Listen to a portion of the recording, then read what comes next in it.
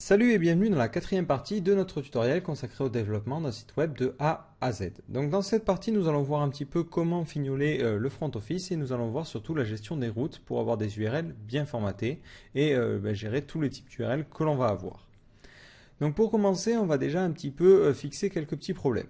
Donc premier problème, c'est au niveau des actions qui sont appelables. Souvenez-vous, au niveau du dispatcher, j'avais mis une condition en testant est-ce que la méthode existe et si la méthode existe, dans ce cas-là, on pouvait lancer l'action. Donc ici, par exemple, si je mets n'importe quoi, vous voyez que j'ai une erreur qui se lance. Par contre, si jamais j'essaie d'appeler la fonction par exemple render, ça marche. C'est-à-dire que lui, il voit la fonction render qui existe alors que normalement, elle n'est pas dans mon page contrôleur. Tout simplement, cette fonction getClassMethod, elle retourne aussi les méthodes de la classe parent. Donc ça ne me va pas du tout. Donc moi ici, à ce tableau-là, il faut que je retire les méthodes de la classe parente. Donc pour faire ça, je fais array diff et ici, au niveau de mon second paramètre, je mets les méthodes, donc getClass underscore méthode, de mon contrôleur principal. Donc ici, je mets directement son nom, ou ce que je pourrais faire, c'est faire un getParent et récupérer la classe parente de ce contrôleur-là. Donc moi, je vais plutôt mettre directement le nom du contrôleur, ça évitera de perdre du temps. Donc si j'actualise la page, donc j'ai une erreur parce que j'ai oublié de mettre une parenthèse. Donc si j'actualise, vous voyez que du coup, j'ai plus la même erreur, c'est bon.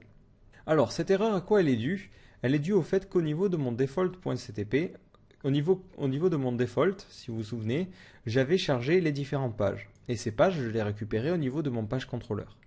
Donc le problème, c'est que lorsque je suis sur une page d'erreur, je n'ai pas cette variable-là. Du coup, ma vue est paniquée parce qu'elle ne trouve pas cet élément-là. Donc ce que je vais faire, je vais le retirer de ce contrôleur-là et je vais faire en sorte que depuis une vue, alors même si c'est un petit peu anti-MVC entre guillemets, depuis une vue, on va pouvoir appeler un autre contrôleur pour récupérer des informations. Donc ici, on ferait un truc du style $page ou $menu égale vis. Donc vis parce que je suis ici en fait chargé dans le contrôleur, request. Et là, je mettrai le nom du contrôleur que je veux charger. Donc moi, c'est les pages. Et ensuite, je mettrai le nom de l'action. Donc ici, ça serait getMenu. Voilà. Donc ce que je vais faire, je vais créer cette fameuse fonction request. Donc ici, j'ouvre mon contrôleur principal. Je descends tout en bas et je vais créer ma fonction request. Donc ça va être permet d'appeler un contrôleur depuis une vue. Donc là, je vais l'appeler request. Voilà. Ça prendra deux paramètres qui sont le contrôleur et ensuite le nom de l'action. Action. Donc tout de suite, le contrôleur, je vais lui rajouter contrôleur à la fin. Donc je vais mettre contrôleur égale. Donc le nom, ou en fait je peux mettre directement point égal, contrôleur à la fin. Comme ça, si après, là je vais mettre un die, hein, hop, si je fais ça, vous allez voir que tout de suite, j'ai le nom du contrôleur. C'est plus simple après pour la suite. Donc ici, je vais inclure mon fichier, donc require once, pour éviter d'inclure deux fois le même fichier si j'appelle un contrôleur qui est déjà actuel. Contrôleur root.ds, le dossier de mes contrôleurs, donc contrôleur, .ds, mon contrôleur, donc c'est contrôleur.php.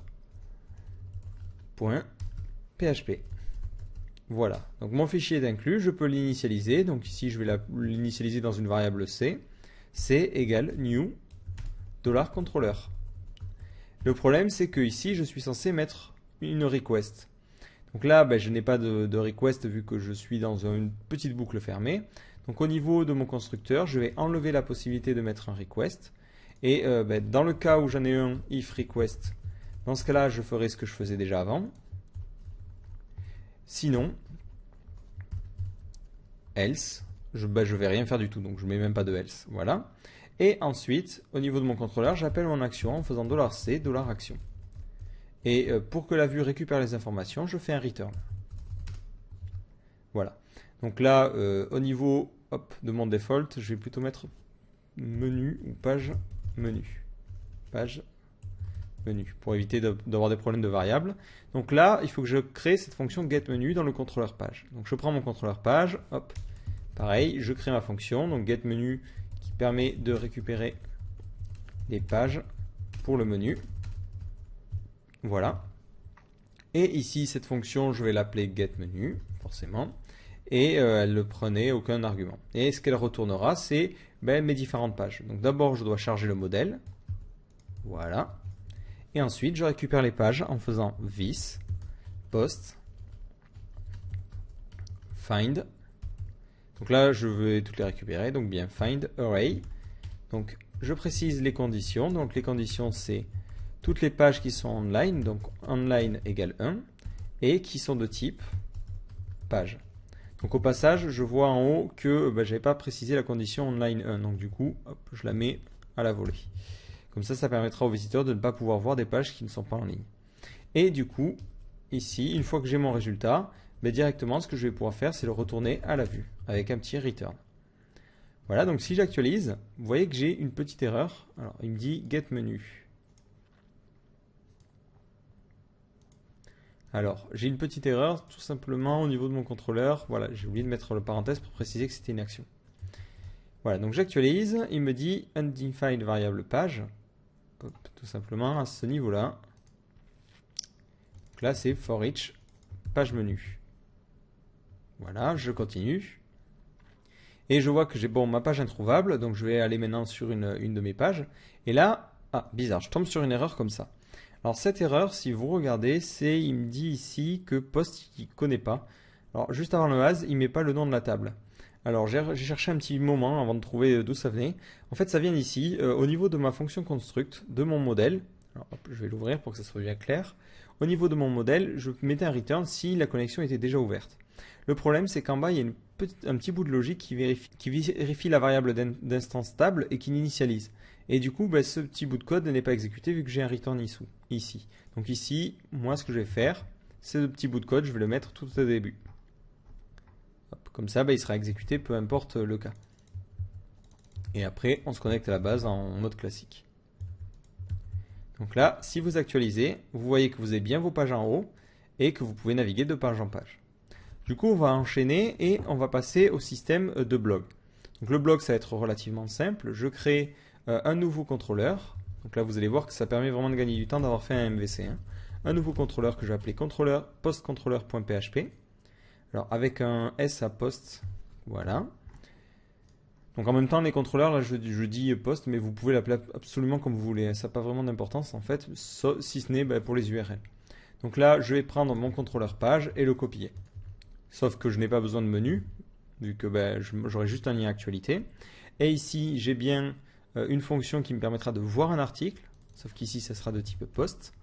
Et en plus, je vais avoir une fonction qui me permet de lister les articles, donc function index, qui prend aucun paramètre et qui charge le modèle post. Et ensuite, qui les récupère. Donc $d post égale this post find. Et je vais mettre la condition array, donc conditions, array. Donc je veux les posts qui sont en ligne, donc online 1, et en plus je veux ceux qui sont de type page. Qu'est-ce que je dis? Post. Voilà. Donc là, normalement, par défaut, si vous avez suivi le tutoriel depuis le début, ça ne va rien vous récupérer parce qu'on n'a pas dans la base de données des articles de type post. Donc du coup, moi ce que j'ai fait entre-temps, j'ai inséré deux articles. Donc c'est très simple, là j'ai fait insert. J'ai fait comme pour insérer des pages, sauf qu'au moment de mettre le type, j'ai mis post. Donc j'en ai mis deux, voilà, pour pouvoir faire mes tests. Donc là, maintenant, si je fais /post, ça va essayer de charger le truc index. Donc là, il me dit qu'il ne trouve pas cette classe-là, tout simplement parce que j'ai laissé ici le nom page contrôleur alors que c'est post contrôleur. Voilà. Donc j'actualise, j'ai une erreur comme d'habitude parce que la vue n'existe pas. Donc je vais aller la créer tout de suite. Je crée un nouveau dossier dans mes vues, donc new folder que j'appelle posts.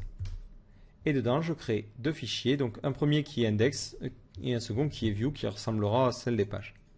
Donc new file qu'on va appeler view.php. Et je vais créer un nouveau fichier, new file, que je vais appeler index.php. Et dans ce fichier index, on aura cette logique qui consiste à parcourir les différents articles. Donc j'ai stocké ça dans une variable post. J'ai plus qu'à faire un petit for each. For each, donc $posts as $k $v. Alors moi j'ai pris l'habitude de stocker l'index au cas où. Donc là c'est vrai que ça va pas servir, mais on sait jamais. Donc div.pageHeader, Donc je vais mettre le titre de l'article, donc ça va être $v $name, voilà. Et ensuite j'ai mon contenu, donc c'est directement $v content. Hop. Et si j'actualise, vous voyez que j'ai mes différents articles. Alors hop, par contre il faut le sortir du page heading, voilà. Donc là carrément, hop, je vais changer un petit peu parce que on va optimiser en même temps pour le référencement. Ici, on va avoir un seul H1 qui sera le titre. Donc là, ça sera par exemple notre blog. Et ensuite, les différents articles, vu qu'on en a plusieurs, on les mettra entre H2. Voilà. Comme ça fera un code qui sera sémantiquement plus propre. Et ici, un H1 pour le référencement et on va mettre le blog. Bon, il faudrait mettre une phrase un peu plus sexy pour bien être efficace, mais vous avez compris le principe. Donc là, si j'actualise, vous voyez que j'ai mon titre et mon premier article et mon second article. Donc ensuite, je vais mettre un lien pour voir la suite. Donc ici, un paragraphe, puis un lien. Et dans ce lien, je vais faire la même chose que la dernière fois. C'était echo base_url.posts/view/l'id. Et l'id, je le récupère en faisant $v id. Et ensuite, au niveau de mon lien, ici, je vais mettre lire la suite avec une flèche à droite, donc et commercial RARR, right arrow. Si j'actualise, vous voyez que j'ai mon lien lire la suite. En bas, vous voyez que le lien est correct. Je clique et j'arrive sur ici ma première page. Et donc là, vous voyez qu'il y a une petite erreur. J'ai oublié dans les conditions de remplacer page plutôt par post. Voilà. Du coup, là, je récupère bien les derniers articles et quand je sélectionne un article, j'arrive bien sur la page de mon article qui correspond. Donc voilà, là vous voyez, on a le système de page et en haut, allez hop, on est des fous. Au niveau du défaut, on va mettre actu. Alors je vais fermer tous mes onglets histoire de ne pas m'y mélanger les pinceaux.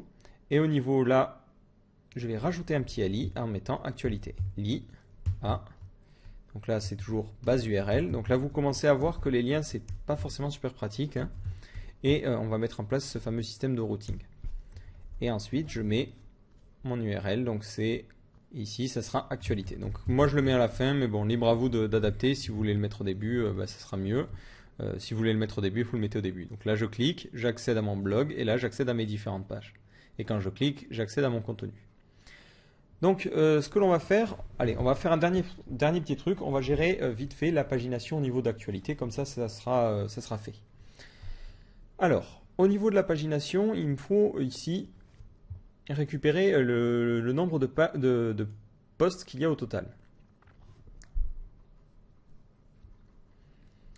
Donc ici, idéalement, il me faudrait une fonction du style findCount. Donc là, par exemple, je mettrai la condition dans un tableau, hop, comme ceci, $condition égale array mon tableau. Donc là, je l'injecte ici. Et j'aimerais bien avoir une variable qui s'appelle total, qui contiendrait le nombre de pages au total. Et ça serait this post find count. Et là, on mettrait directement notre condition. Voilà. Alors ça, je suis obligé de le faire vu que ça n'existe pas. Donc du coup, je vais aller dans mon modèle et on va créer cette nouvelle fonction find count qui va nous permettre de trouver des résultats rapidement. Donc, function find count et qui prend en condition et qui prend en paramètre les conditions. Donc là, on va pas trop se prendre la tête. Ce que l'on va faire, c'est qu'on va directement rappeler cette fameuse fonction find, sauf qu'on va mettre des requêtes particulières. Donc ici, on va faire this find et on est parti. Donc array. Donc déjà, au niveau de ma fonction, il y a une première lacune, c'est qu'on ne peut pas préciser les champs. Vous voyez ici, on est embêté, ça sélectionne tout le temps tous les champs. Donc je vais créer un nouvel index, un petit peu comme j'avais fait pour les conditions, sauf que ce sera un champ qui me permettra de préciser l'ensemble des champs que je veux avoir. Donc ici, on va l'appeler ça fields. Voilà, c'est ce qu'il y a de plus logique. Donc deux cas possibles, soit c'est un tableau, soit directement c'est la condition. Donc si if is underscore array méchant, dans ce cas-là, qu'est-ce que je vais faire? Je vais faire un implode et recoller tous les morceaux avec une virgule. Comme ça, ça me permettra d'avoir les différents champs. Et hop, ensuite, je mets mon petit tableau. Et sinon, donc là, il faut que j'incrémente SQL, sql.egal. else SQL.égal juste ma requête. Alors ça c'est très bien, par contre il faut que je me arrête juste après le select. Voilà. Et du coup, donc ça va ajouter les champs et ensuite je continue ma requête. Et ici, en enlevant ce fameux étoile. Donc hop, si ça continue. Voilà, ça continue, ça fonctionne bien. Alors par contre, là je vais mettre un else pour le coup. Je vais mettre un petit else parce que sinon il va rien sélectionner et je vais mettre SQL.égal étoile. Comme ça, si je n'ai pas précisé de champ, il va faire une sélection sur tous les champs. Voilà, donc ici, au niveau de mon find, je vais préciser les champs, donc fields, et je vais mettre count. On va mettre id. Alors ici, je mets id, mais dans certaines tables, j'aurai pas forcément de cette clé primaire là. Donc ce que je vais faire, je vais créer une variable public primary key, qui va me permettre de changer la clé primaire sur certains modèles. Et par défaut, je la mets à id. Du coup, là, au lieu de mettre id, je mets this primary key. Comme ça, ça me permet de pouvoir changer la clé primaire pour certains modèles. Donc voilà, ça c'est histoire de prévoir un petit peu les cas particuliers. Donc je sélectionne mes fields et ensuite je mets en plus la condition. Donc ici, on va mettre conditions. Et là, mes conditions, j'injecte directement celles que je récupère depuis le paramètre. Et là, tout de suite, je vais faire un printer. Là, au fur et à mesure, vous voyez que le printer n'est pas forcément super pratique à écrire. Donc on va créer juste après une petite fonction pour aller un petit peu plus vite à ce niveau-là. Juste après notre pagination. Donc là, on a une erreur. Donc effectivement, on a un gros problème. C'est qu'au niveau du petit morceau là que je recollais, j'ai oublié de mettre point égal. Du coup, il commence la requête par from. Et forcément, MySQL, ça, il ne connaît pas. Donc là, hop, j'ai mon résultat. Je vais mettre un die. Carrément un die de printer, voilà. Comme ceci. Alors si j'actualise, je vois rien parce qu'évidemment, comme un gros boulet, j'ai mis cette fonction de pagination dans la vue qui permet d'en voir un seul. Donc forcément, ça n'a pas du tout marché. Donc je vais la mettre plutôt dans la fonction index. Et du coup, si j'actualise, cette fois-ci, je verrai les problèmes. Donc là, il me dit undefined variable condition, ligne 10. C'est ce que j'avais mis ici. Hop, je le mets en haut. Donc la condition, cette fois-ci, c'est online, mais par contre, on n'a pas de condition sur l'id. Et hop, je la réinjecte du coup aussi ici, condition. Voilà. Bon, bref, je viens de mettre dans l'index ce que j'ai fait dans view par erreur. Donc là, j'actualise et vous voyez que ça me retourne le résultat, mais avec le count qui n'est pas forcément super facile à récupérer. Donc pour le coup, ce que l'on va faire, c'est qu'on va stocker ça dans une variable count. Donc au niveau du champ, on va mettre as count. Et l'avantage, c'est que du coup, vous voyez que ça me récupère un index beaucoup plus simple à récupérer. Et là, au lieu de faire un find, je vais faire un find first, vu que j'ai qu'un seul résultat. Voilà. Et après, j'ai plus qu'à retourner la valeur. Donc ici, on va stocker ça dans une variable res comme résultat. On ne se trompe pas en enlevant les guillemets, les parenthèses, et on fait un return de la res count. Voilà. Sauf que là, il n'y a pas de parenthèse. Et du coup, ça me retournera juste 2. Donc maintenant, si je veux faire une pagination, il faut que je choisisse le nombre d'éléments par page. Donc on va mettre per page et on va mettre une seule par page.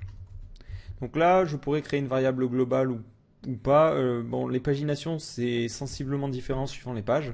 Donc du coup, je préfère faire ça par méthode et ça me permet de gagner du temps. Donc là encore, j'allais le mettre dans View, c'est là-haut. Voilà, per page égale 1. Donc là, au niveau de ma condition, j'aimerais bien lui dire de récupérer, comme ça, avec un limite, d'en récupérer seulement 1, ou seulement per page. Donc là, pareil, si je fais ça, le limite ne sera pas pris en compte. Du coup, il faut que j'aille modifier ma super requête. Donc au niveau de mon modèle, je continue juste à la fin des conditions. Hop, je vais encore modifier si on détecte qu'on a une limite. Donc if is set limite. Là, on rajoutera limite. Et ça ne sera pas du tout un tableau, ça ne sera jamais un tableau, ça serait trop compliqué. Ça serait compliqué pour pas grand chose, on met directement la limite. Donc limite. Voilà. Donc là, vous voyez que ça me récupère bien qu'un article. Par contre, comment j'affiche la pagination? C'est au niveau des vues. Alors il y a deux solutions. Soit vous le faites à la main, Donc là, ben, c'est ce qu'on va faire. Soit vous créez une petite fonction qui vous permet de créer les paginations à la volée. Donc là, on va pas s'embêter à créer tous les helpers et toutes les classes qui nous permettraient de faire des choses rapidement. On va le faire dans certains cas, mais dans ce cas-là, c'est pas la peine. Donc au niveau de ma vue index, je vais faire ma pagination. Donc j'ai le total et j'ai le nombre de postes par page, d'ailleurs, que je vais envoyer à la vue. Donc $d per page égale $per page. Ou même pas, en fait, je ne vais pas envoyer ça, je vais envoyer le nombre de pages. Donc pour envoyer le nombre de pages, c'est le nombre d'articles au total. C'est round du nombre d'articles par page, donc per page, divisé par le nombre d'articles total. Ou plutôt le nombre d'articles total divisé par le nombre par page. Donc c'est $d total divisé par per page. Voilà. Donc là, comme ça, je récupère bien le résultat. Alors, d'ailleurs, c'est plutôt un sale. Pourquoi? Parce que round, ça va faire l'arrondi. Donc si on a 3,4 pages, ça veut dire qu'on a quand même des articles en quatrième page. Alors que le sale, ça arrondit au supérieur. Donc si je fais par exemple un die de sale de 0.2, ben ça, vous allez voir, ça me retourne normalement, si je ne me trompe pas, 1. Voilà. Donc là, ben, l'avantage, c'est que du coup, on n'aura pas de problème au niveau des paginations. Donc là, on est parti. Au niveau de ma vue, je vais faire ma pagination. Alors moi, je me souviens plus trop comment ça fonctionne. Donc je vais aller voir un petit peu le bootstrap de Twitter. Hop, hop, hop, hop, hop. Voilà, la pagination, c'est ça. Donc là, directement, je copie-colle leur pagination. Et on est parti. Donc hop, ici. Alors, c'est un lit avec le previous et le next, on va les retirer. Et on va faire, nous, directement notre pagination. Alors, for each. Alors là, c'est une boucle for $i égale 0, $i inférieur ou égal au nombre de pages, ou inférieur ou égal au nombre de pages. Du coup, on va plutôt le faire commencer par 1. Et ensuite, on va mettre i++. Donc, on incrémente cette valeur-là. Donc, pour chacune des pages, ici, je vais mettre mon petit lien. Donc, je vais retirer la classe active. Et ici, je vais mettre $i. Voilà, et je n'oublie pas de fermer le for avec un end for. Voilà, comme ça, normalement, juste en dessous, vous voyez que j'ai la pagination.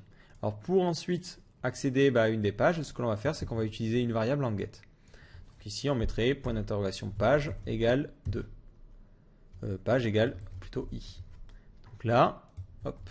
Si je clique sur la page numéro 2, vous voyez que ça passe en paramètre. Et du coup, il faut récupérer ce paramètre. Alors, vu que le système de page, je peux imaginer que je l'aurai à plein d'endroits différents, ce que je vais faire, je vais carrément le mettre dans request. Donc au niveau de mon objet request, si je détecte une page, je vais l'injecter. Donc if isset $_get page. Donc si j'ai une page, dans ce cas-là, this page égale $_get page. Alors, par contre, avant d'injecter un peu comme une brute, je vais tester que c'est bien numérique. Donc if is_numérique, ma valeur, donc $get page. Voilà. Et en plus, pour m'assurer qu'on n'injecte pas des valeurs, des flottes ou des choses comme ça, je vais faire un petit round. Hop. Voilà. Donc le but, en fait, c'est de faire toute la partie nettoyage de cette variable là, pour pas avoir de vérification compliquée à faire. Donc si c'est pas défini ou si on a un problème, dans ce cas-là, this_page sera égal à 1. Égal 1. Voilà, par défaut, on sera sur la première page. Donc ici, public $page. Donc là, je déclare la variable. Bon, ça, c'est histoire d'être propre, mais c'est pas vraiment nécessaire. On peut initialiser des variables à la volée en PHP, c'est pas très gênant. Et du coup, ce page égale 1, hop, je vais carrément le mettre dans la variable d'instance quitte à y être. Donc maintenant, au niveau de ma pagination, le limite il va fonctionner comment? C'est le nombre par page multiplié par la page, donc this request page, virgule, le nombre qu'on en veut, c'est le nombre par page, donc per page. Et tout ça, je le mets entre accolades. Alors là, ça n'a pas super bien marché, donc on va mettre comme ça, vu qu'il y a une opération. Ensuite, on concatène pour avoir la virgule, et on finit de concaténer pour avoir le nombre par page. Donc là, on voit un problème, c'est que quand je clique sur 1, j'arrive à l'article numéro 2. Alors pourquoi? Tout simplement parce que par défaut, ça vaut 1 au premier endroit, sauf que moi, je veux récupérer à partir de l'enregistrement numéro 0.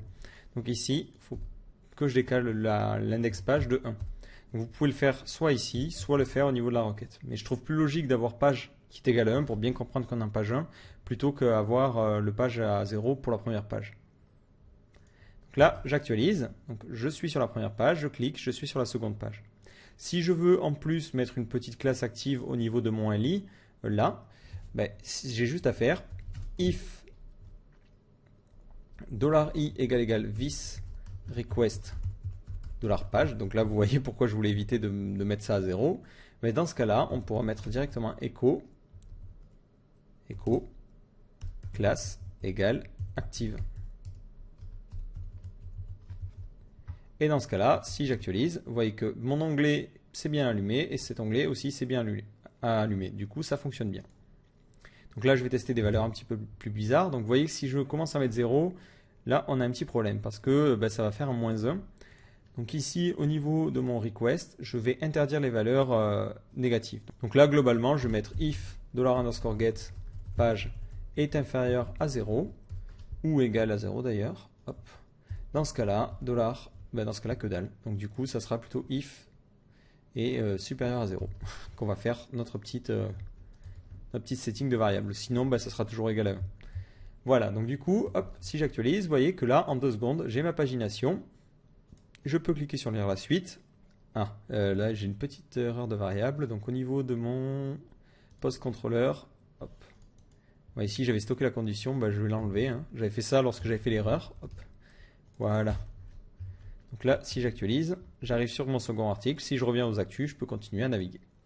Donc voilà, là vous voyez au niveau front office, on est plutôt cool, on a bien fait les choses et ça fonctionne bien. Alors maintenant, on va peaufiner 2-3 trucs.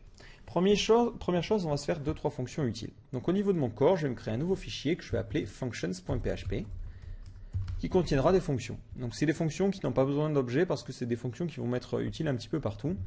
Donc je vais les mettre ici en live, voilà. Donc ce fichier, j'ai besoin de l'inclure, donc dans includes, je le require. Donc je vais en avoir besoin un petit peu partout. Donc je vais le mettre ici, require. Et là, je vais mettre functions directement, functions.php. Alors, première fonction que je vais me créer, c'est une fonction pour faire des debugs. Parce qu'à chaque fois, vous voyez, je fais des printers et c'est un petit peu la misère. Donc là, imaginons au niveau de mon post, au niveau de mes vues, voilà, j'ai envie de voir un petit peu à quoi ressemble le post. À quoi ressemble le page plutôt. On va plutôt aller sur post. Donc d'ailleurs, vous voyez, j'ai laissé cette variable page. Bon, pour le coup, c'est pas forcément gênant, mais j'aurais pu le renommer en post. Et ici, je vais mettre un petit debug. Donc ma fonction debug, qu'est-ce qu'elle va faire? Donc là, je vais aller sur un post. Donc là, ma fonction debug n'existe pas, donc forcément, il plantouille. Donc je vais aller ici et créer ma fonction. Donc, function debug. J'ouvre PHP avant. Function debug qui prend en paramètre la variable. Donc globalement, c'est juste quelque chose qui va faire un petit pré. Donc hop, pré. Ensuite, ça va faire le petit printer, donc printer de ma variable. Et ensuite, ça fermera le pré. Voilà, donc si vous actualisez, vous voyez que du coup, ça me fait une erreur un petit peu plus formatée. Alors je vais aller un petit peu plus loin. Moi, ce que j'aimerais bien, c'est quand même avoir en retour, savoir où est-ce que j'ai appelé cette fonction. Parce que si vous faites des printers, au bout d'un moment, vous en laissez passer et vous ne savez plus où il a été posé. Bon, effectivement, les éditeurs peuvent faire des recherches globales, mais ce n'est pas forcément très pratique. Donc ici, moi, je vais afficher la ligne du fichier qui a appelé cette fonction-là. Donc vous avez une fonction plutôt utile qui s'appelle, alors pour le coup, j'ai fait un printer, c'est pas grave, debug underscore back trace. Donc cette fonction, globalement, elle vous retourne un tableau contenant tous les fichiers qui ont appelé cette fonction. Donc du coup, vous voyez qu'il me dit que ce fichier a été appelé à la ligne 7 de ce fichier-là. Cette ligne se trouve elle-même dans le fichier controller.php qui se trouve ligne 36 et ainsi de suite. Et là, vous pouvez remonter toute votre application. Donc moi, ce que je vais faire ici, je vais mettre un petit H2 pour afficher. Je vais mettre un petit H2 pour afficher ça. Donc là, hop, on est parti. Ou même un petit, juste un strong carrément. Donc je vais mettre ça dans un lien en fait. Voilà, donc c'est parti. Je vais stocker le backtrace dans une variable. Backtrace égale $debug underscore backtrace. Voilà. Donc cette variable est stockée et là je vais afficher en gras et dans un lien. Donc vous allez voir pourquoi je fais le lien plus tard, mais je mets le lien comme ça. Et dedans j'affiche en gras, en strong, donc ma première info. Donc ici, c'est plutôt backtrace. Ou debug, elle est carrément dans une variable, ça sera beaucoup plus simple. Debug. Debug. Voilà. Et ici, je vais mettre le nom de mon fichier. Donc si vous regardez, c'était debug file. Donc, hop, debug.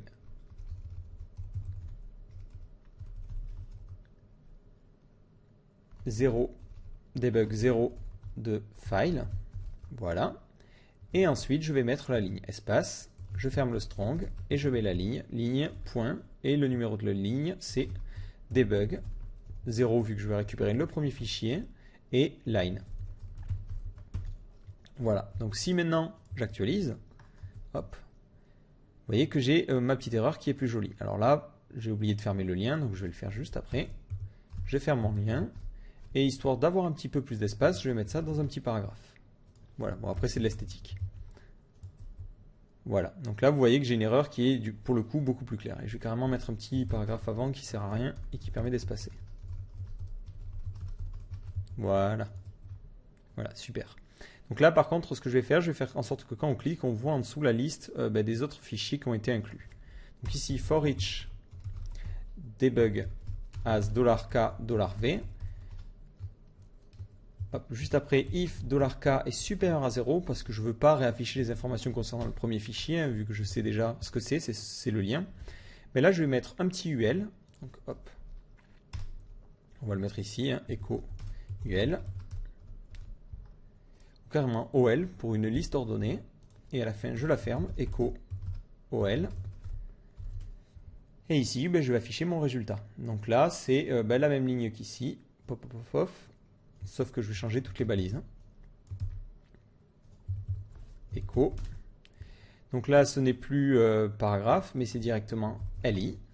Ensuite, ce n'est pas le lien, mais directement en strong le nom du fichier. Donc le nom du fichier, c'est $vfile. Et ensuite, $v line pour la ligne. Et après, je fais juste une fermeture de mon LI. Donc ici, LI. Donc si j'actualise, vous voyez que du coup, je vois tous les fichiers appelés. Par contre, c'est pas forcément pratique. Si jamais j'ai 60 fichiers qui ont été appelés, j'aimerais bien masquer. Donc là, allez, on est un petit peu fou. On va mettre du jQuery. On va mettre onClick. Et là, on va mettre this.next. Point parent, parce que du coup, il faut que je remonte jusqu'au P. Point parent, point next. Je sélectionne, alors entre guillemets, comme ceci, mon UL. Ouais, c'est ça. Slide toggle. Donc, comme ça permet de faire un affichage qui se déplie et se replie. Et après, je fais un return false. Donc ici, j'actualise, mais ça marche pas parce que c'est pas UL mais OL. Je suis vraiment tête en l'air, c'est OL. Voilà. J'actualise et vous voyez que ça fait bien le masquage. Et par défaut, mon OL, je vais le mettre en style égal display. Alors là, display de point none. Alors c'est absolument moche, mais de toute façon, ça sert que pour les debugs, donc on s'en fiche que ça soit affiché comme ça. Et donc là, vous voyez que j'ai un système de debug qui est du coup beaucoup plus agréable et qui me permet d'avoir toutes les informations. Donc l'avantage, c'est qu'on pourrait aussi l'utiliser pour afficher les erreurs, pour avoir beaucoup plus d'infos. Et enfin, vous pouvez faire un petit test. Donc si vous vous souvenez au niveau du fichier de config, qui se trouve dans le dossier config, si je le retrouve, voilà. On avait déclaré cette fameuse variable debug. Donc l'avantage, c'est qu'ici, hop, vous avez juste à faire if conf debug est supérieur à 0. Dans ce cas-là, vous faites tout votre truc. Et sinon, vous ne faites rien. Comme ça permet de laisser les debugs et d'avoir juste à activer ou pas le debug au niveau de la configuration pour les afficher ou pour les masquer. Voilà. Donc c'est une manière, je trouve, beaucoup plus propre d'afficher vos erreurs ou d'afficher des informations pour vous guider. Donc là, c'est $debug plutôt. Voilà. Alors, du coup, c'était pas du tout ça que je voulais faire. Alors du coup, voilà, c'était juste pour vous montrer ça. Et on va faire une seconde petite astuce qui va nous permettre de voir un petit peu les performances. Alors pourquoi je fais ça? Parce qu'on va faire des choses sur le routing qui vont être un petit peu dur pour le serveur. Donc c'est toujours intéressant de savoir, à chaque fois qu'on ajoute une fonction, est-ce que ça ralentit ou pas le script de beaucoup.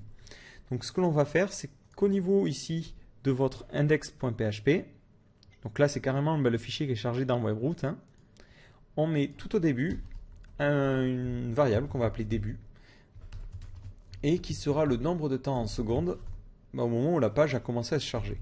Donc là, on met true pour retourner un chiffre. Et à la fin, on mettra carrément echo. Je sais que c'est bourrin, on va voir ce que ça donne, hein. On met echo et on va récupérer le temps. Donc pour récupérer le temps, il faut récupérer le temps à la fin du script. Donc une fois que le script s'est écoulé, on retire la variable début. Donc ça va donner beaucoup de chiffres. Alors vous allez voir ça tout de suite. Ça donne voilà plein de chiffres. Alors, du coup, moi je vais arrondir pour que ce soit plus simple et je vais faire un petit round. Donc round, j'arrondis. Par contre ça va arrondir à ce niveau-là, donc c'est pas pratique. Donc moi je veux juste 5 chiffres, donc je mets round,5 ou round,5 plutôt. Et là, je vais afficher un message un peu plus cool. Je vais mettre page générée en echo, page générée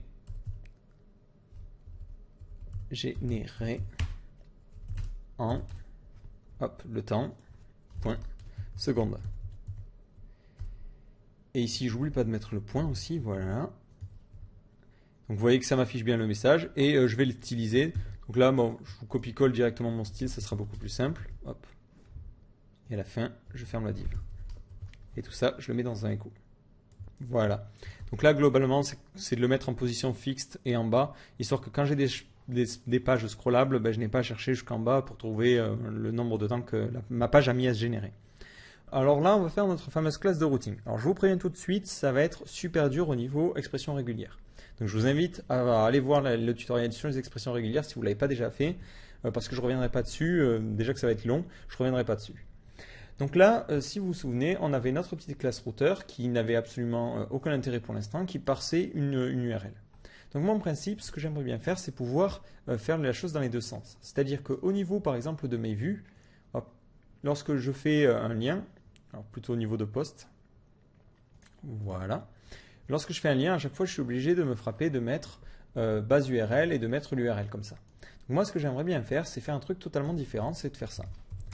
Routeur, URL, et ici, envoyer directement l'URL. L'URL aurait ce format-là, c'est post, vu que je veux charger le contrôleur post, / l'action view, et les paramètres que je vais envoyer. Donc par exemple, id 2.5, et ensuite slug mon slug. Voilà, moi j'aimerais bien un truc comme ça serait optimal.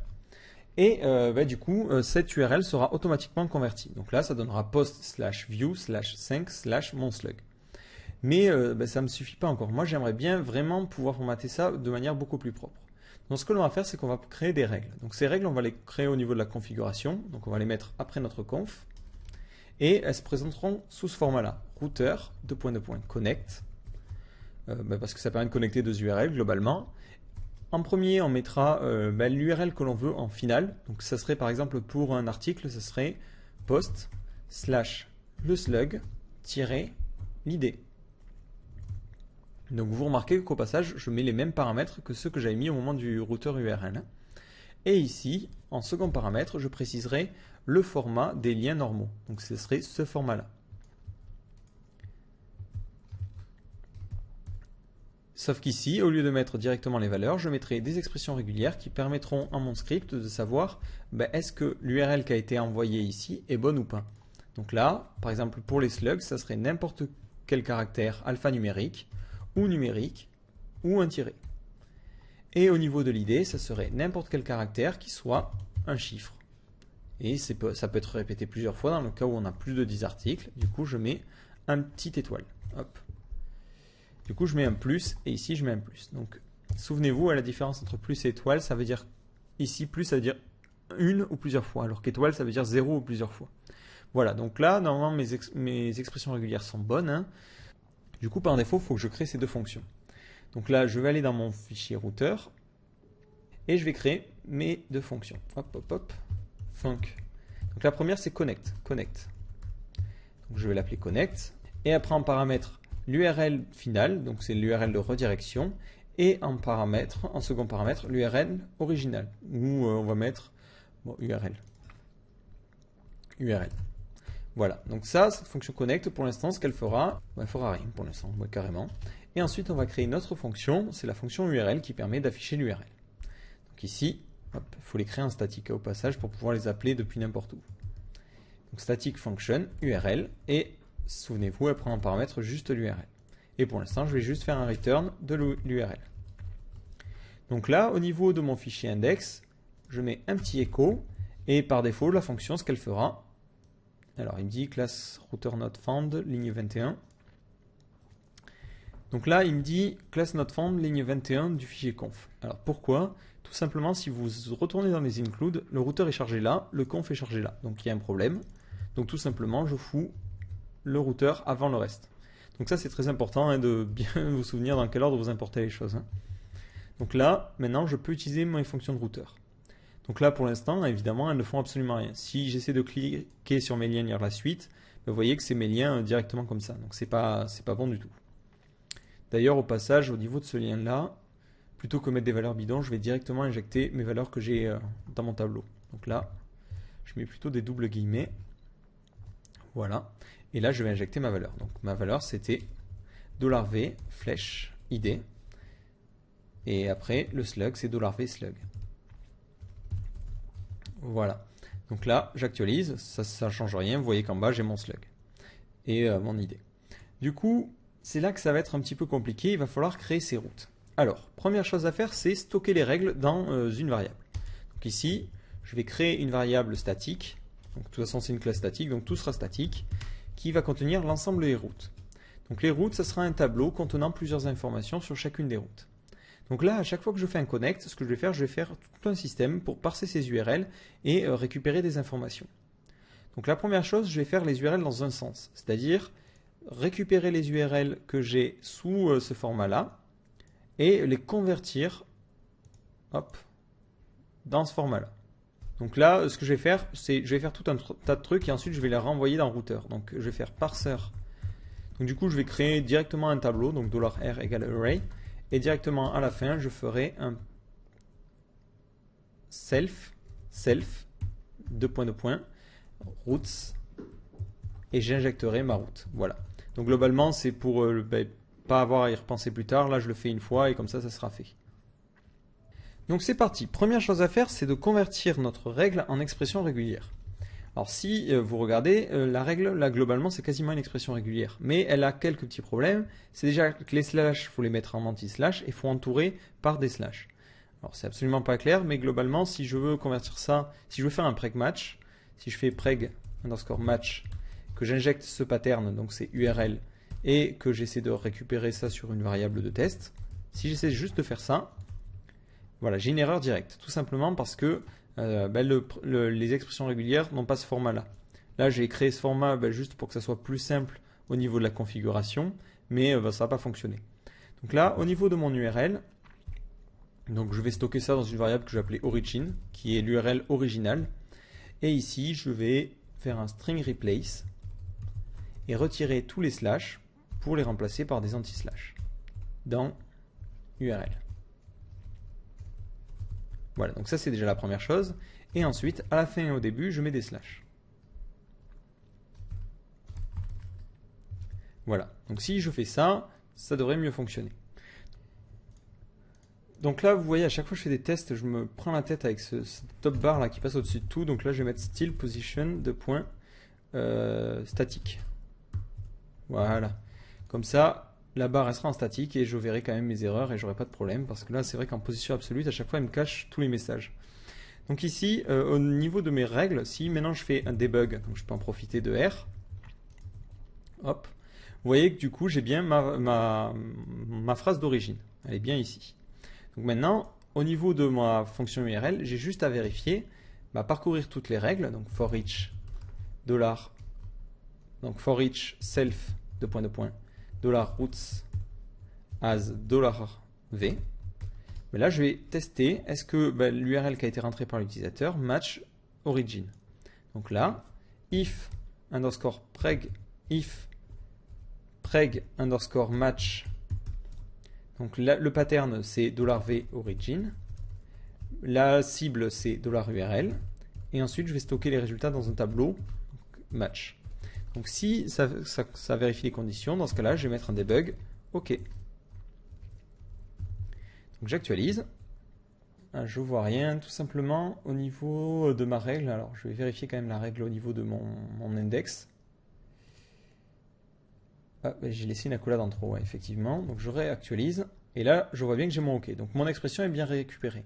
Si je veux voir les différents résultats que je récupère, j'ai juste à faire un $match. Et donc là, je vois qu'il récupère en index 0 bah, tout le contenu, en index 1 la première parenthèse. Donc la parenthèse, bah, si vous regardez au niveau de ma règle, bah, je confonds un petit peu tout, au niveau de ma règle, voilà, ma première parenthèse est ici. Donc c'est bien ça. Et ma seconde parenthèse, c'est ici, bien ce contenu-là. Donc après, le problème c'est que je suis embêté. Comment je peux associer 0 et 1 et 2 à ces index-là? Donc je ne peux pas vraiment. Donc ce que l'on peut faire, c'est modifier l'expression régulière et utiliser des drapeaux nommés. Donc ces drapeaux vont nous permettre en fait au moment du match de pouvoir associer les résultats de parenthèse dans des index précis. Alors pour ce faire, vous allez voir c'est un petit peu bizarre. Vous mettez point d'interrogation P majuscule et entre chevrons la clé que vous voulez. Donc ici ID et à ce niveau-là, vous remplacez par slug. Et en faisant ça, si vous actualisez votre page, normalement vous allez avoir les mêmes résultats, sauf qu'en plus, vous aurez deux index, ID et slug. C'est ces deux index qui vont nous permettre de résoudre le petit problème qu'on avait. Donc là, le problème, c'est que si on commence à écrire des règles comme ça, vous voyez très bien, on ne va jamais s'en sortir. Donc moi, ce que je vais faire, je vais laisser à l'utilisateur le soin de mettre comme ceci, donc qui est beaucoup plus simple pour lui, et automatiquement, depuis cette règle, générer la bonne règle en utilisant une expression régulière. Donc ici, au niveau de mon origine, je vais modifier les ID de points pour pouvoir les transformer. Donc ici, je fais $r origin égale reg underscore replace. Donc là, en premier, je mets l'expression qui va me permettre de récupérer les éléments que je veux transformer. Donc les éléments que je veux transformer, c'est n'importe quoi qui est compris entre A et Z, 0 et 9, et qui est répété plusieurs fois, et qui se termine par un 2 points. Et ensuite, on a n'importe quoi qui ne contient pas des slash. Hop, ici c'est plutôt entre crochets. Voilà. Juste je corrige ça. Mais là globalement ça veut dire que dans cette première parenthèse j'aurais chopé ID. Et dans la seconde parenthèse j'aurais chopé toute l'expression régulière. Vu que l'expression régulière s'arrête au moment où il y a un slash. Donc ici, ça me permet de récupérer ça. Donc maintenant j'ai plus qu'à le remplacer. Donc souvenez-vous, d'abord on laisse bien ID de points. Donc là, on laisse le premier argument, donc entre crochets 1. Ensuite, on met 2 points, et là on doit mettre la même chose que le premier argument, mais juste après ce point d'interrogation P. Donc là on met entre parenthèses, point d'interrogation P, chevron ouvert, chevron fermé, et à l'intérieur on y met le résultat. Donc encore une fois, ici si c'est ID, ça sera ID ici, donc $, entre accolades 1. Et ensuite, je mets mon expression régulière. Donc ici, mon expression régulière, juste après le chevron, c'était $, entre crochets 2. Et ensuite, ce string replace, je le fais sur $r origin. Donc c'est pour ça que je vous avais dit que les expressions régulières, il fallait bien les connaître. Et encore, c'est que le début. Voilà. Donc si j'actualise, hop, tout en haut, vous voyez que mon expression régulière n'a pas été changée. Du coup, ça veut dire que ça n'a pas fonctionné. Donc on va tester pour voir ce qui peut ne pas aller. Voilà, c'est ici, c'est répété plusieurs fois. Donc là, c'est plus. Et ça, c'est à l'intérieur de la parenthèse.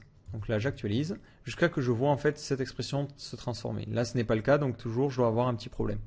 Donc ici, ça, c'est un caractère quand même, donc du coup, je vais essayer de le mettre entre accolades. Voilà. Et là, vous voyez le truc apparaître. Alors par contre, vous allez me dire, je ne vois pas l'accolade ici. Tout simplement parce qu'au niveau du chevron, vu que c'est, il croit que c'est de l'HTML, il ne l'affiche pas. Mais vous voyez que j'ai bien mon entre chevron ID, entre chevron slug. Du coup, sans rien changer, vous voyez au niveau de mes règles core, je n'ai absolument rien changé. Donc en bas, si je descends, j'ai une erreur, tout simplement parce que j'ouvre ici une parenthèse que je ne ferme pas à la fin de mon expression. Voilà. Donc là, j'actualise. Toujours un petit problème. Donc je regarde encore une fois mon expression régulière. Alors, cette fois-ci au niveau du code source. Donc je commence post view id de points. Alors là, il y a un anti-slash qui vient se mettre, tout simplement parce qu'il y a cette fonction-là qui brouille un petit peu les pistes. Donc cette fonction, pas grave, je la mets juste après. Donc là, j'actualise. Du coup, en fait, c'est à cause de ces foutus anti-slash, je vous avais prévenu, c'est pas mal l'enfer, hein, mais tout simplement, je voulais éviter à l'utilisateur ici de mettre des anti-slash. Donc ici, ce que je vais faire, je vais plutôt mettre les anti-slash à la fin de mon expression.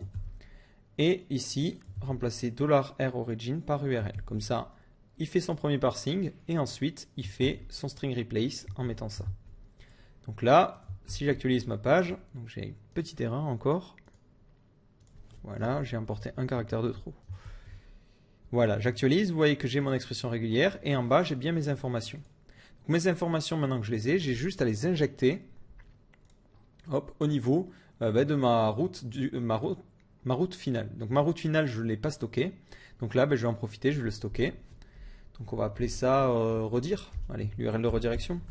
Redire. Et là, je mets redire.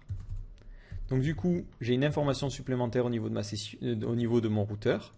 Et j'ai juste à remplacer 2.slug par cette valeur-là et 2.id par cette valeur-là. Donc ici, là du coup, qu'est-ce que j'ai à faire? C'est très simple, je dois parcourir tous les matchs. Donc for each $match as $k$v et ne faire les remplacements que lorsque j'atteins un index qui n'est pas un index numérique. Donc if différent de is underscore numérique $k. Dans ce cas-là, je vais faire mon remplacement. Donc mon remplacement, je vais le faire sur l'URL finale qui est v de redire. Donc là, v, ça fait appel au système des routes. Et là, j'ai remis v, donc ça ne va pas aller, je vais mettre un w. Voilà. Donc là, globalement, v, ça contient le premier index ici, donc redire et origin. Donc là, $v redire égale string underscore replace. Et là, je remplace 2 points l'index, $k, par la valeur, $w. Alors là, histoire d'aller un petit peu plus propre, je vais mettre 2 points $k. Et ici, je remplace par $w. Dans quelle chaîne? Dans la chaîne redire. Alors, je vous avais prévenu, le routing, c'est pas quelque chose de facile. En plus, là, on a fait ça que dans un sens. Et vous allez voir que ça va encore plus se compliquer par la suite. Et à la fin, au lieu de return URL comme un débile, je vais plutôt return la redirection. Donc ici, ça va être...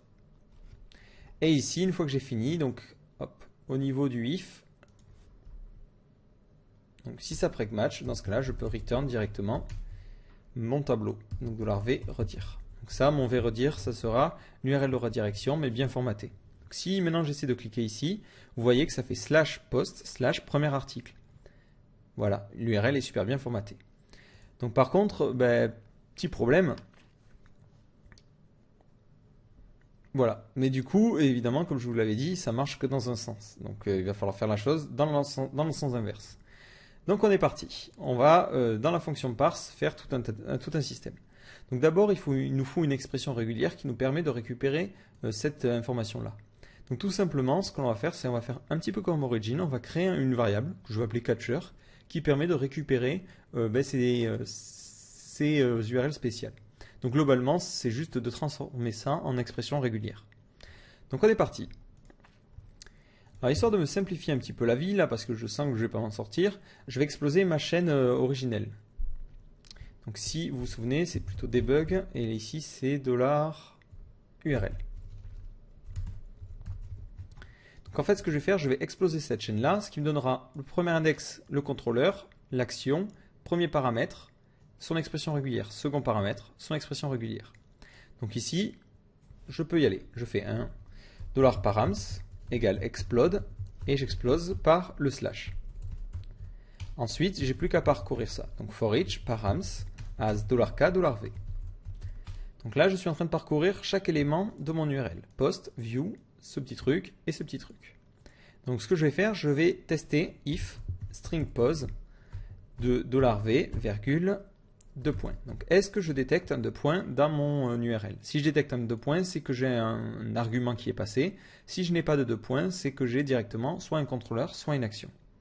Donc ici, je vais directement remplir le else, qui est beaucoup plus simple. Else. If $k égale 0, ça veut dire que je suis dans le contrôleur. Donc ici, je vais injecter ça dans R. Ça sera $v. Else if, si $k égale 1, dans ce cas-là, c'est que je suis sur l'action. Donc ici, $r action égale $v. Donc ça, c'était pour la partie facile. Donc si vous regardez, j'ai maintenant mon action et mon contrôleur qui vont être redirigés. Et je vais récupérer les arguments. Donc les arguments, c'est pas forcément si dur. Donc si je détecte 2 points, j'ai juste à faire encore un explode. Donc ici, on va mettre...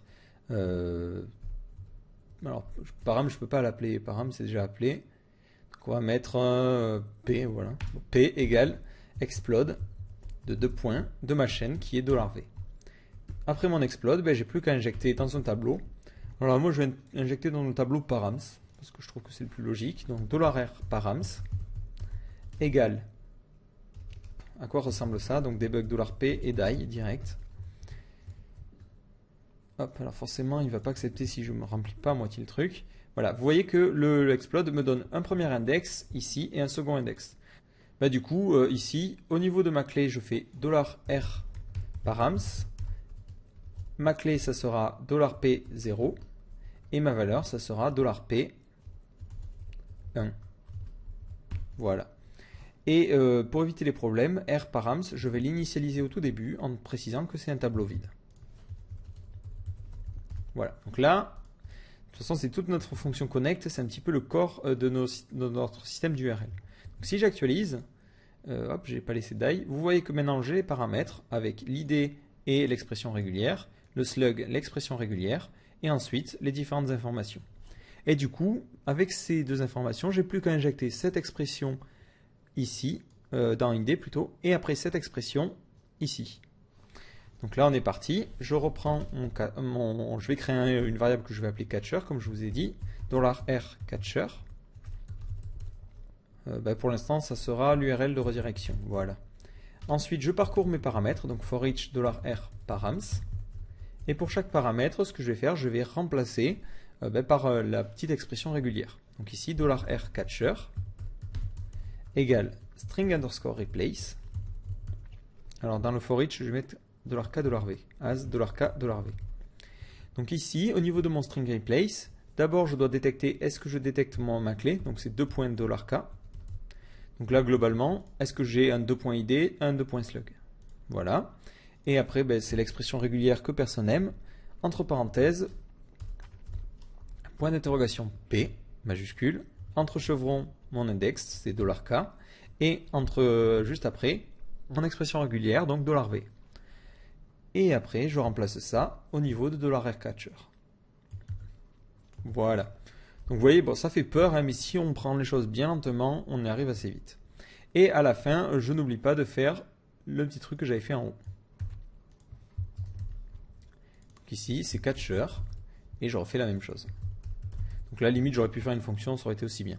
Donc j'actualise, et vous voyez que j'ai une nouvelle expression qui sort, qui me permet de récupérer les informations. Donc si j'affiche le code source, vous voyez que j'ai pareil, 2.slug et 2.id, inversé, vu que je les voulais dans cet ordre. Donc maintenant, au moment de faire mes paramètres, au moment de faire mon parsing d'URL, je vais tester est-ce que je tombe dans une des règles du catcher. Donc ici, hop, je laisse l'URL se faire enlever les slash au début et à la fin, et je parcours mes règles. Donc for each router .roots as $v. Donc on est parti. Donc est-ce if preg match, donc est-ce que l'expression régulière est vérifiée? Donc l'expression régulière c'est le catcher et le sujet c'est $v. Et je vais récupérer les informations dans un tableau. Voilà, parce que ça peut toujours être utile. Donc si c'est le cas, je fais un petit debug de match. Ouais, non, plutôt l'expression qu'on vise, c'est l'URL qui a été envoyée au niveau de mon parse. Voilà. Donc là, si j'actualise, vous voyez qu'il récupère bien le slug et bien l'id. Donc il a bien vérifié, il est bien tombé sur cette première règle-là. Donc du coup, il faut que maintenant, je passe les paramètres comme j'avais fait ici. Donc d'abord le contrôleur, c'est très simple, c'est $v de contrôleur. D'où l'intérêt de l'avoir isolé tout à l'heure, au niveau de ma construction de règles. Donc là, vous voyez que maintenant, le contrôleur est super facile à récupérer. De la même façon, j'initialise l'action, donc request action égale $v action. Voilà.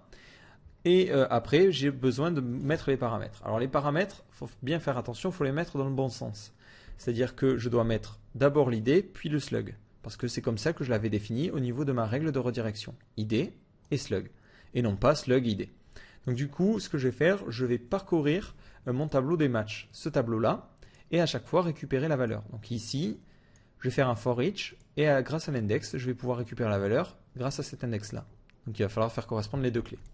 Donc ici, for each $v params, et pour chaque paramètre, je fais request params. Alors là, je suis embêté parce que ça, c'est pas défini pour le moment. Donc ici, je vais le définir sous forme de tableau pour éviter les problèmes.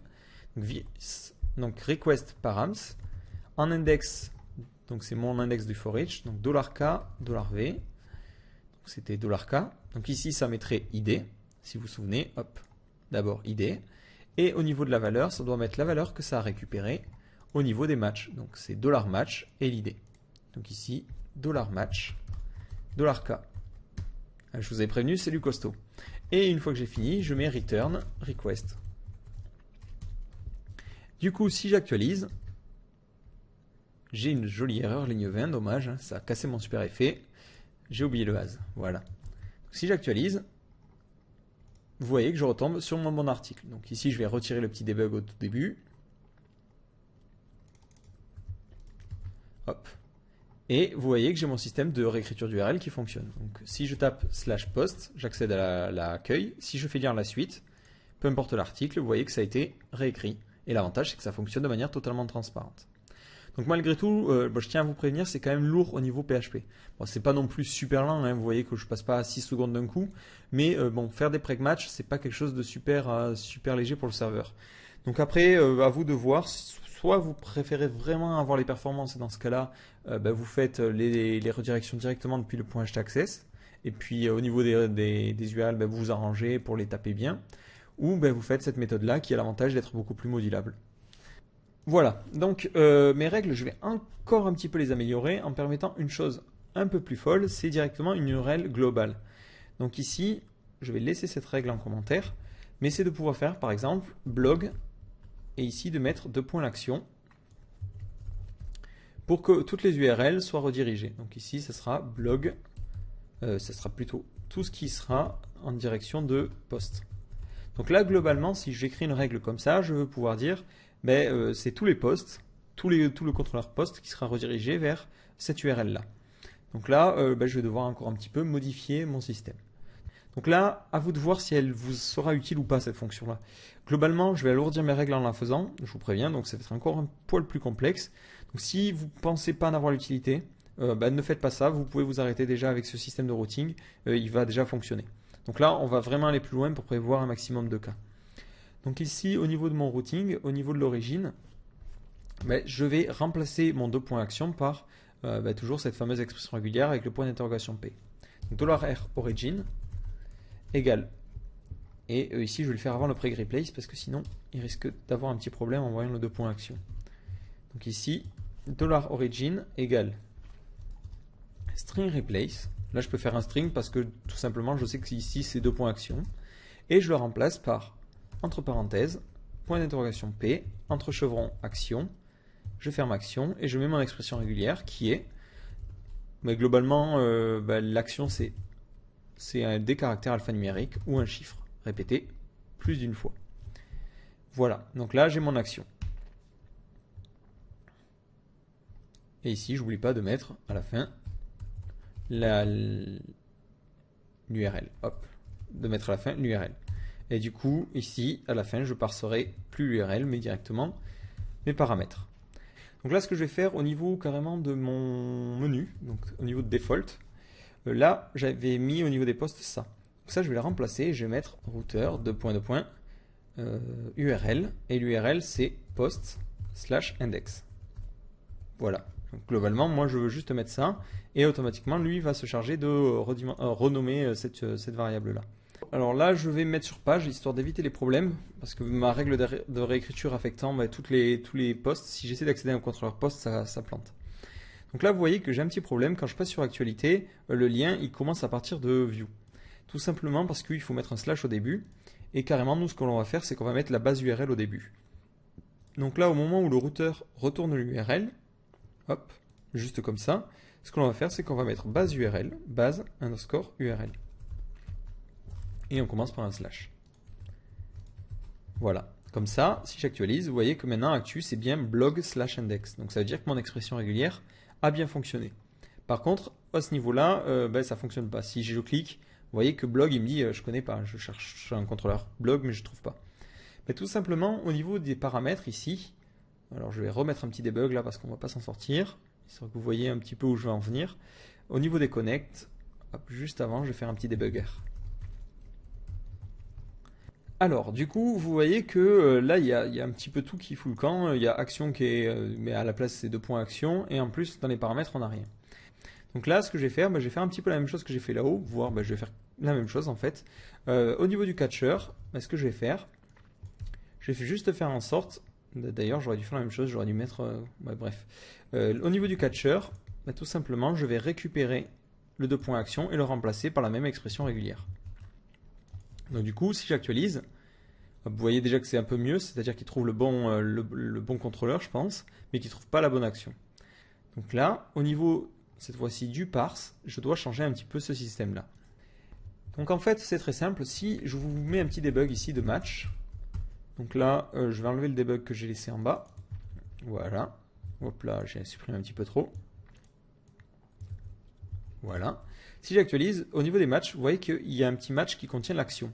C'est très simple. Au lieu de faire directement et d'injecter comme un bourrin l'action à cet endroit-là, je vais détecter i7 $match action. Est-ce qu'on a une action qui a été détectée? Si on a une action, dans ce cas-là, $request action sera égal à cette action. Donc là, j'utilise l'opérateur ternaire, match action. Et sinon, tout simplement, qu'est-ce que je fais? J'injecte mon action classique. Et là, l'action classique, c'était $v action. Donc là, j'actualise et vous voyez, je tombe bien sur mon article. Et là, toutes mes URL sont renommées en blog. Donc c'est presque fini. Il y a encore un dernier petit problème, c'est que là, vous voyez que les arguments ne sont plus passés parce qu'ils s'arrêtent à l'action. Tout simplement, ce que je vais faire au niveau de mes deux expressions régulières, à la fois celle d'origine et celle de redirection, je vais capturer tous les caractères qui pourraient se situer à la fin de l'URL. Donc au cas où il y a des redirections supplémentaires ou des paramètres en plus de ceux définis dans les URL. Donc ici, pareil, je vais les capturer. Donc à la fin de mon expression régulière, je continue et ici je mets point d'interrogation P et on est reparti. Point d'interrogation P et je vais le stocker dans un argument que je vais appeler args. Alors pourquoi cet argument? Parce que je devine que c'est rare que quelqu'un mette deux points args, ça serait un petit peu bizarre. Du coup, là au moins je suis sûr de ne pas avoir de problème. Et globalement, je capture absolument tout. Donc point étoile et précédé d'un slash, mais le slash n'est pas obligatoire, donc point d'interrogation. Donc globalement, ça veut dire est-ce qu'à la fin de mon URL j'ai autre chose? Donc par exemple, deux points quelque chose. Voilà, slash quelque chose. Hop là, je referme. Donc ici, j'ai mon petit drapeau qui va capturer ça. J'oublie pas de fermer la parenthèse. Et je vais faire la même chose au niveau, ici, de cette URL, au niveau du catcher. Donc là, si j'actualise, au niveau de cette expression-là, normalement, je devrais capturer plus d'éléments. Donc je vais tester ça. J'avais foutu un debug au niveau de mon routeur ligne 17, d'où l'intérêt du debug. Donc ligne 17, je vais le supprimer. Et en fait, je vais plutôt le mettre sur l'URL. Comme ça, je vais voir un petit peu comment ça agit. Donc là, ça va être debug de match. Debug $match. Donc là, au niveau des matchs, vous voyez que j'ai aucun argument. Par contre, au niveau des vues, voilà, j'ai tous ces arguments-là. Donc ces arguments-là, je vais les ajouter à la fin de ma fonction. Donc ici, à la fin de ma fonction, hop, je rajoute les arguments. Donc c'est point, $v, args, qui contient en fait le slash et tout le reste. Donc maintenant, je retire mon petit debug, j'actualise. Il me dit qu'il ne connaît pas args, tout simplement parce que c'est dans les matchs. Match. Voilà. Si j'actualise, vous voyez que du coup, j'ai blog et j'ai bien mon ID et mon slug qui vient se placer après. Et de la même façon, ça ne fonctionne pas à cet endroit-là parce que il faut que je reporte aussi au niveau du parseur. Donc mon parseur ici récupère les informations, il retourne le request, sauf qu'ici, il faut que je lui dise de réinjecter les paramètres qu'il trouve en plus dans args. Donc ici, if différent de empty $match de args. Donc là, globalement, les matchs, c'est la même chose de l'un à l'autre, donc on peut y aller franco là pour le coup. Et ici, request params, et on l'incrémente, donc plus égal, explode. Et on explose les paramètres, parce que vous voyez que j'en ai plusieurs ici, par le slash. Explode des paramètres qui sont match args. Alors pour éviter les problèmes, on va faire un petit peu comme ce qu'on a fait en haut. Ce match args, on va le passer dans une fonction trim pour éviter les URL, les slash en début et en fin d'URL. Donc là, slash. Voilà, donc là j'ai un code un petit peu plus long, mais vous voyez, voilà, globalement j'ai un page introuvable parce que je passe des arguments n'importe comment, mais globalement, parce que je passe des arguments n'importe comment, mais ça veut dire qu'ici, si au niveau de mes URL, je reviens sur mon poste, c'était bien la vue index, j'y étais dessus. Si ici, j'ai envie de mettre directement l'id, comme ceci, puis le slug dans un second paramètre, et que je reviens sur ma page actu, voilà, là ça va marcher. Vous voyez bien que j'ai mon ID et mon article. Donc après, c'est vraiment à vous de gérer. Si vous mettez des paramètres au niveau, si vous voulez mettre des paramètres nommés, c'est tout simplement pour avoir une redirection derrière. Donc c'est pas la peine forcément d'aller parser ces URL en plus. Donc ici, je mets ces deux informations comme ceci, et je vais laisser au niveau de mon routeur, hop, cette première action en dessous. Comme ça, il fait la première et pas la seconde. Donc là, si j'actualise, vous voyez que j'ai bien mes actus, mes différentes pages qui commencent toutes par blog. Et ensuite, si je clique sur lire la suite, je vois bien que ça fonctionne. Alors, on va gérer un dernier petit problème, c'est que si je mets rien, je me tape une jolie erreur là. Donc là, au niveau de mon routeur, hop, je vais mettre un routeur connect à la racine. Donc là, routeur connect, si j'arrive à la racine, ça me redirigera vers posts/index. Voilà, pour voir tous les posts. Donc là, c'est l'objet request qui panique. Donc si le path info n'est pas défini, if set, si le path info est défini, dans ce cas-là, je l'affiche. Sinon, je mets slash. Voilà. Donc l'URL, comme ça, c'est vide. Mais là, au début, il ne sait pas quoi charger. Donc au niveau de mon routeur, je reviens sur mon routeur. Si je détecte que l'URL est vide, if empty de $URL, là, je vais avoir besoin de tester un petit peu pour voir mon tableau de connexion. Donc là, je vais mettre debug routeur .routes. Voilà.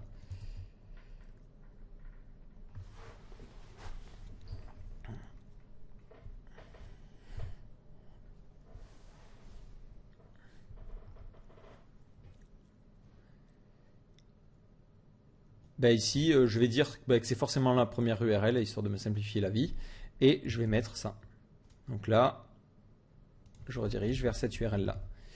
Et dans ce cas-là, je mets URL égale cette URL-là. Sinon, else, je vais faire tout le reste. Hop. Sinon, je fais mon for each, parce que c'est pas la peine de le faire pour des URL qui sont à la racine. Ça serait bête, ça serait prendre des performances pour pas grand-chose. Donc là, si mon URL est vide, alors je l'initialise et après elle va se faire parser. Sinon, je peux faire ma boucle for each et continuer à chercher des résultats. Et quand même, après, de toute façon, il y aura mon système. Donc j'actualise. Effectivement, URL, du coup, c'est un tableau. Alors, ce que je vais faire ici, je vais mettre, je vais stocker l'URL de base, j'y avais pas pensé. On va stocker ça dans l'URL, tiens. URL égale $URL. Et du coup, là, j'ai juste à transformer cette URL en l'URL que j'attendais. Donc là, c'était URL. Du coup, après, lui va faire son petit parsing et tout va se faire tout seul. Voilà, donc là, vous voyez que par défaut, quand j'arrive à l'accueil, j'arrive bien à cette page-là.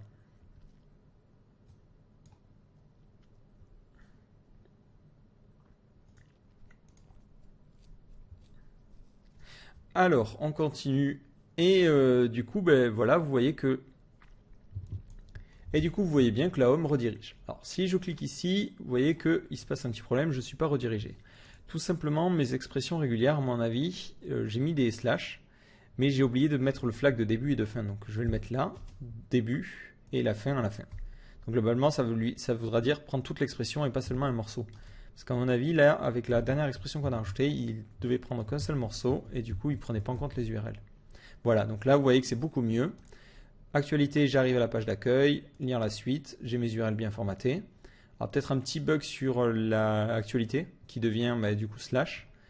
Donc là, au niveau de mon URL, donc ici on va mettre string replace // par slash si jamais il y a des slash. Voilà, hop. Juste dans cette expression-là, hop. Et après ça continue. Voyons, on teste. Voilà, donc là vous voyez que j'ai mon système d'URL qui est parfait. Donc mes pages sont visibles et mes actus sont visibles. Alors, on va juste finir avec les redirections et la bonne gestion des slugs. C'est-à-dire qu'ici, si quelqu'un fait ça, j'accède quand même à ma page. Et ça, c'est pas bon. Donc, au niveau de mon contrôleur post, ici, Ma vue prend deux paramètres, l'id et le slug. Donc là, ça ne changera rien, hein. Au niveau de ma page, je récupère le contenu. Je vais préciser les champs à récupérer pour deux raisons. Enfin pour une seule, principalement surtout, c'est au niveau des performances. Si vous laissez les select étoiles, ça va prendre du temps pour rien. Alors là, au niveau des champs, ben, je mets id, virgule slug, virgule content. C'est tout. Ouais, je pense que j'ai rien besoin d'autre. Voilà. Donc là, ça me permettra comme ça de gagner un petit peu en perf. Et j'ai oublié le titre de l'article, name. Voilà, là ça devrait beaucoup mieux fonctionner. Et vous remarquez, je teste qu'en fonction de l'idée. Et en fait, ce que je vais faire juste après, je vais faire une condition. Donc si c'est vide, je redirige vers la page d'erreur 404, ça il n'y a pas de problème. Mais si le slug envoyé est différent du slug récupéré, donc le slug récupéré c'est $d de page, ou plutôt post, allez, ça me gave, je vais appeler ça post, du slug. Donc là, c'est bien mon enregistrement dans la base de données. Si c'est différent, dans ce cas-là, je ferai un redirect. Ah, je suis embêté, je ne l'ai pas créé cette fonction. Donc je la crée tout de suite, vis redirect. Et je vais rediriger vers post slash view. Et là, je vais reprendre ma syntaxe habituelle. id de point l'id, $id. Donc là, je mets des guillemets doubles. Hop hop. Et ensuite, slash le slug. Et le slug, cette fois-ci, je récupère le vrai slug qui est celui-là. Donc là, slug de point. Et je mets mon slug.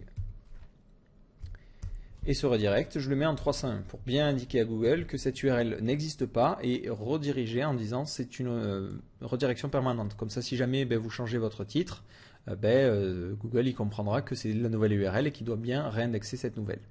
Donc cette fonction redirect n'existe pas, je vous l'ai dit. Donc ici, au niveau de mon contrôleur principal, je vais la créer. Hop, juste en bas. Func, redirect. Bon là je ne les nomme pas et c'est pas grave, redirect. Ici on prendra en premier paramètre l'URL et en second paramètre le code de redirection. If $code égale 301. Si je suis en code 301, dans ce cas-là, juste avant, je mets un header comme quoi c'est moved permanently. Et ensuite, je mets mon header location de point mon URL. Et histoire de faire les choses super bien, j'utilise mon routeur de point URL et j'envoie l'URL. Donc je vais faire un test. Hein. Hop. Ici, j'ai mon URL, je sors l'inspecteur de code en mode network, j'actualise et je vois que ça a bugué. Tout simplement parce que j'ai mis post au lieu de page, mais je ne l'ai pas mis là. Et d'ailleurs, vu que je l'ai mis là, je vais aussi aller le modifier dans les vues et mettre post au lieu de page parce que je trouve ça plus logique. Et en fait, ce qui se passe, c'est que je rentre aussi du coup dans celle-là, donc je vais mettre post et j'actualise. Donc là, je clique, lire la suite.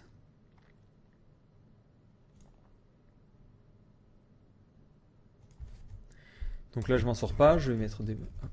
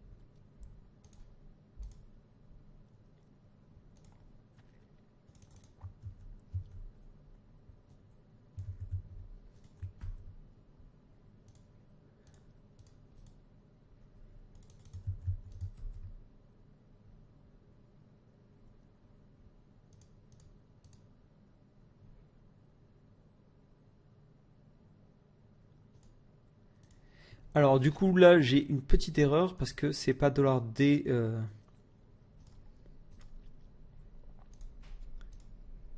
Alors là il me sort toujours. Alors alors ça c'est un truc, c'est vraiment l'enfer, vous allez le voir. Si vous êtes comme moi sur Chrome, peut-être ça le fait sur d'autres navigateurs, si vous faites des moves permanently, comme je viens de faire, si vous le faites une fois, cet idiot de Chrome, il pense que ça a été déplacé, et du coup, il met en cache, ce qui fait qu'il tape même pas la première URL.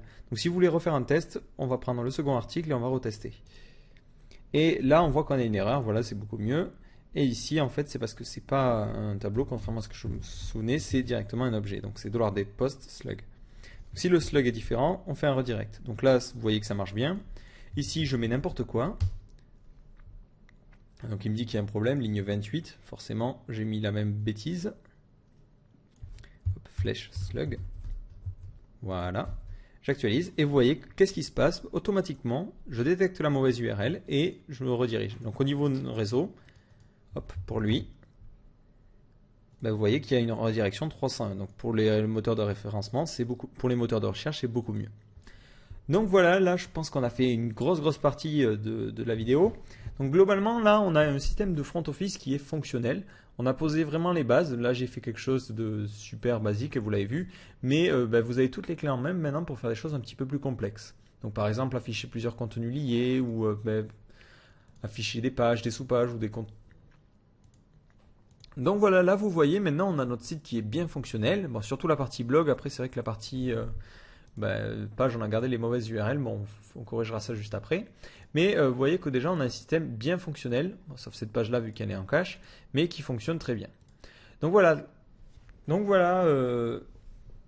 globalement ça aura pris à peu près 3 ou 4 heures, je pense 4 heures pour poser vraiment une structure bien.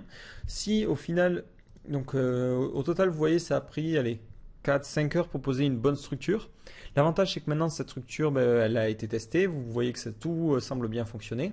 Et donc voilà, vous voyez que maintenant on a notre partie front office qui fonctionne plutôt bien. Donc on a à la fois les différentes pages donc qui ont des URL assez classiques et la partie blog donc qui est liée à la racine du site. Donc si je tape slash, j'arrive directement là. Et on a un système de pagination et des URL propres qui en plus détectent les mauvais paramètres. Donc voilà, vous voyez qu'en quelques heures, donc globalement je crois que ça a pris 4 heures en vidéo, mais bon, si j'avais eu à le faire en vrai, ça aurait été beaucoup plus. Donc ça a pris 4 heures, mais bon, j'ai fait les explications pendant le temps. Mais vous voyez que poser une bonne structure, c'est quelque chose qui prend pas forcément un temps de fou.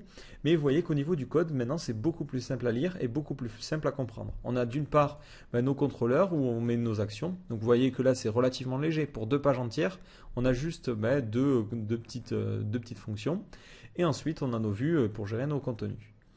Donc dans la prochaine vidéo, nous allons voir nous allons voir la construction du back-office. Donc nous allons commencer à gérer les contenus. Donc on va d'abord créer un premier back-office simple pour gérer les pages et les articles.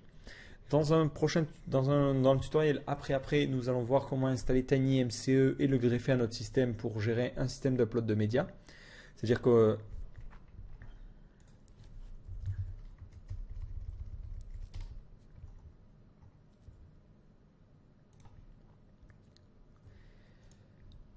donc voilà, donc après, qu'est-ce que nous allons voir dans le prochain tutoriel, nous verrons sûrement comment concevoir le back-office. Donc on va concevoir un back-office qui permettra à l'administrateur de gérer ses contenus ses contenus au niveau des pages et au niveau de ses articles.